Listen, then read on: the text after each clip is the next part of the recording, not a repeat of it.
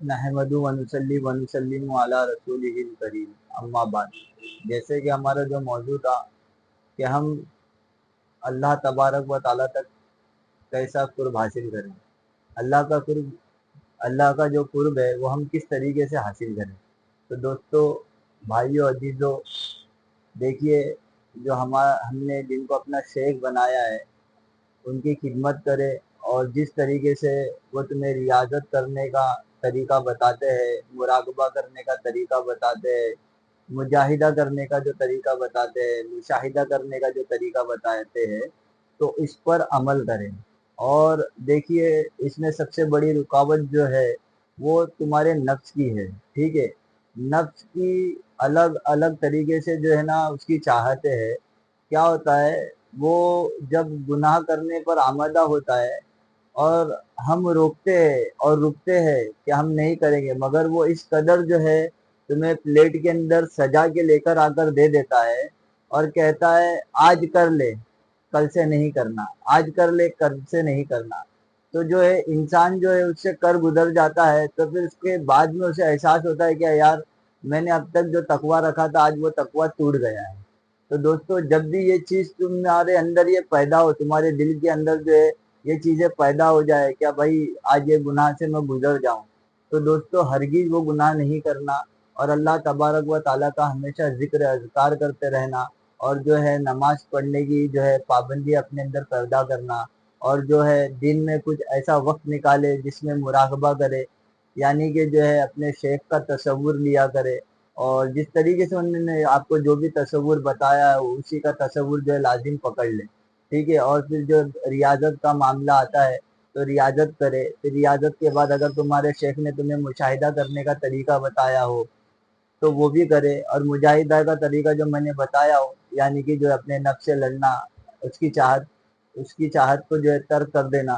تو دوستو یہ بہت اہم چیز ہے اس راہ کے اندر، اور یہ رہ گزر عام نہیں ہے، یہاں پر عاشق دل کی ضرورت ہے، کم ظرف کا کام ہی نہیں ہے یہاں پر۔ دیکھیے، جیسا کہ امیر خسرو فرماتے بڑی کٹھن ہے یہ ڈگر پنگٹی، ہے نا؟ بہت کٹھن ہے یہ راستہ، کوئی آسان راستہ نہیں ہے۔ دنیا کو پانے کے لیے جو ہے بڑی مشکل اور بڑی محنت کرنی پڑتی ہے، یہ تو دنیا کو بنانے والے مالک کو پانے کے لیے محنت ہے۔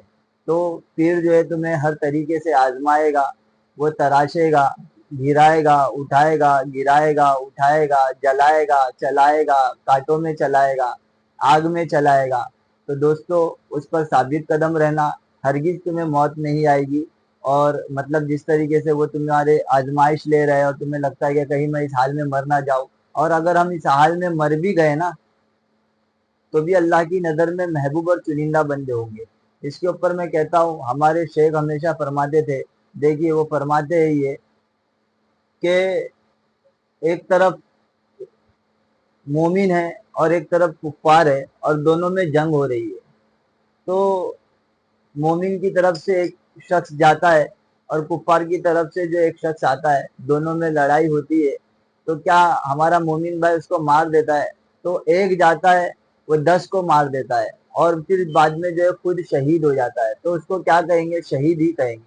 پھر ہمارا دوسرا مومن بھائی جاتا ہے، وہ 5 کو مارتا ہے، پھر خود شہید ہو جاتا ہے، ٹھیک ہے؟ تو وہ بھی شہید ہو گیا۔ پھر ایک ہمارا مومن بھائی جاتا ہے، 2 کو مارتا ہے اور شہید ہو جاتا ہے، ٹھیک ہے؟ پھر ہمارا چوتھا مومن بھائی جاتا ہے، وہ 1 کو مارتا ہے اور خود شہید ہو جاتا ہے، ٹھیک ہے؟ پھر ایک مومن بھائی ہمارا جاتا ہے اور 1 کو بھی نہیں مارتا ہے، شہید ہو جاتا ہے۔ تو 10 کو مارنے والا بھی شہید کہلاتا ہے، اور ایک اور ارادہ کر کے نکلا ہے جنگ کے لیے، اور اس نے جنگ کیا مگر کسی کو نہیں مارا اور شہید ہو گیا، تو بھی وہ شہداء ہی کہلاتا ہے۔ تو اسی طریقے سے اس راہ میں جب ہم سفر کے اندر نکل چکے ہیں نا، اگر اس حال میں ہم انتقال کر جائیں گے، اس دنیا سے رحلت لے جائیں گے، تو دوستو ہم ذاکر ہی کہلائیں گے، ذاکر ہی ولی ہوتا ہے، ٹھیک ہے؟ بہرحال ہم ولیوں کے قدموں کی دھول نہیں ہے، مگر ولی نہیں بن سکتے، ذاکر بن جاؤ۔ اور ہمارے دادا حضور قبلہ رحمۃ اللہ علیہ اکثر یہ فرماتے تھے کہ دوست بیٹے، ذاکر ہی ولی ہوتا ہے، جو اللہ کی یاد میں مشغول ہو جائے وہ یقیناً اللہ کا ولی ہوتا ہے، محبوب بندہ ہوتا ہے، اللہ تبارک و تعالیٰ کا وہ چنندہ بندہ ہوتا ہے۔ تو دوستو اللہ تبارک و تعالیٰ ہم سب کو اس راہ میں گامزن رہنے کی توفیق اور رفیق عطا فرمائے، ہم سبھی کو منزل مقصود تک پہنچائے، اور شیخ کی محبت کو جو ہے نا ہمارے دلوں کے اندر پیوست فرما دے، اور سچی محبت اور نسبت عطا فرما دے۔ دیکھیے پیر جب حاصل ہو جاتا ہے نا، خدا اور رسول وہ بھی حاصل ہو جاتے ہیں۔ تو دوستو، پیر کو منانا، پیر کو راضی رکھنا ہی خدا کو راضی کرنا ہے۔ پیر کا راضی ہونا رسول کا راضی ہونا ہے، اور رسول کا راضی ہونا ہی اللہ کا راضی ہونا ہے۔ اکثر کیا ہو جاتا ہے، ہم گوتا کھا لیتے، پھر جب ہمیں آزماتا ہے نا تو ہم جو ہے پیر کو آزمانے کے لیے نکل جاتے ہیں۔ تو دوستو ایسا نہ کرے، پیر پیر ہوتا ہے اور مرید مرید ہوتا ہے۔ دیکھیے جیسا کہ بادشاہ ہے، بادشاہ بادشاہ ہی ہوتا ہے، اور غلام غلام ہی ہوتا ہے۔ غلام سوچے گا میں بادشاہ کی تخت پہ بیٹھوں تو نہیں ہو سکتا۔